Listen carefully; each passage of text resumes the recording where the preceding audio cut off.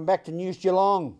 Another luxury liner, the Regatta, cruised into the port of Geelong last weekend, as Ian Nichols reports. Well, it's another beautiful day here in Geelong to welcome yet another cruise ship.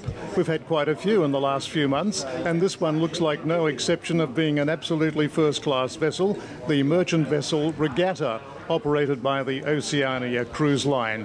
And again, the Royal Geelong Yacht Club and the City of Greater Geelong playing host. Let's find out more from our Mayor, Councillor John Mitchell. I was talking to the captain there before, and he comes from Dubrovnik. And Dubrovnik has 700 cruise ships a year into its port. Venice has not quite as many as that, but the economic benefit to both of those cities is just enormous from cruise shipping. And we certainly believe here that the cruise ship industry will become one of the key drivers in our economy. We certainly do believe that we need the Yarra Street Pier. The Yarra Street Pier will be a purpose-built pier that will accommodate not only cruise ships but international ships from all over the world. The Cunningham Pier is an important piece of infrastructure, and no one would say that it's not.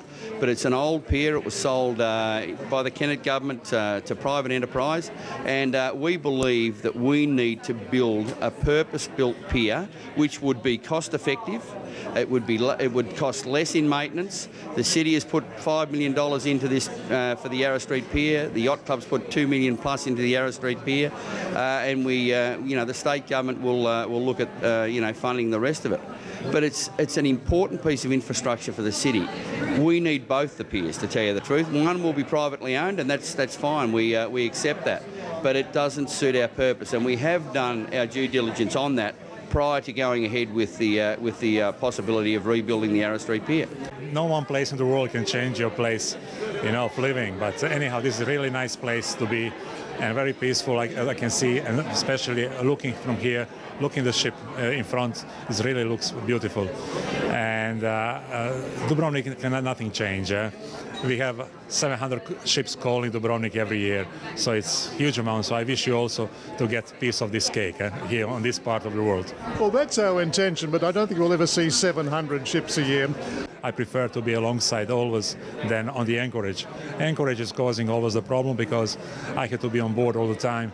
But this time I trusted on my officers and all this, and I left the ship and I came down. But once the ship is alongside, everyone can easily walk out of the town. We have not only passenger on board, we have also the crew who wish to go ashore. We have 400 crew members, which is also one big number, which likes to walk and see the beauties of the city.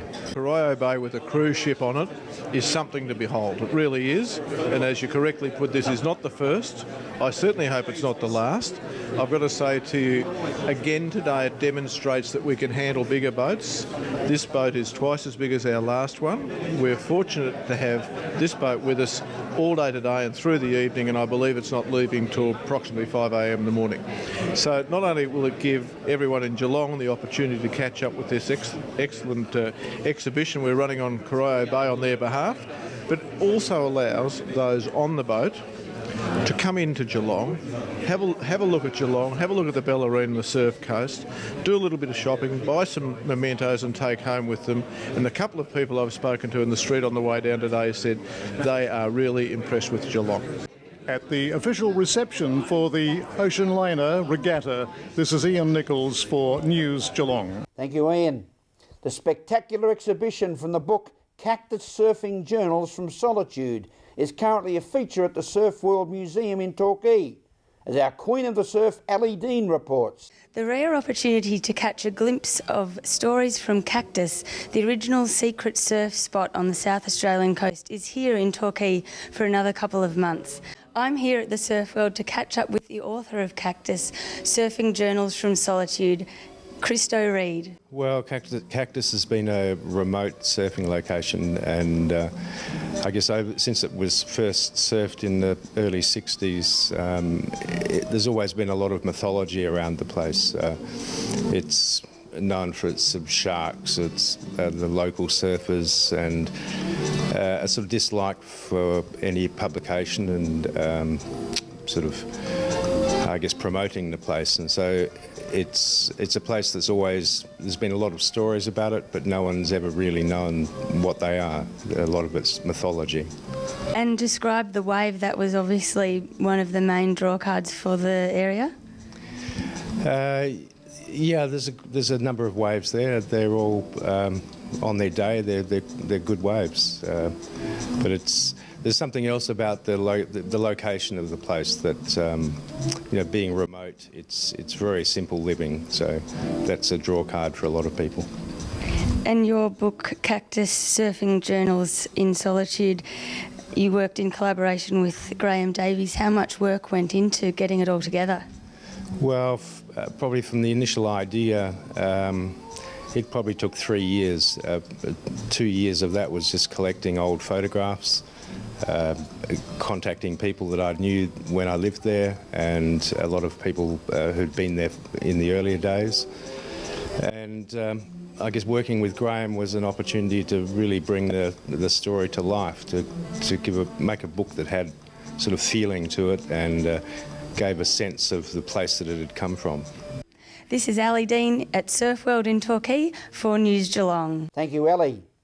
Marmarom 2 Worlds Foundation is a leadership program involving young men from Arnhem Land and Geelong. Mitch Cleary has more.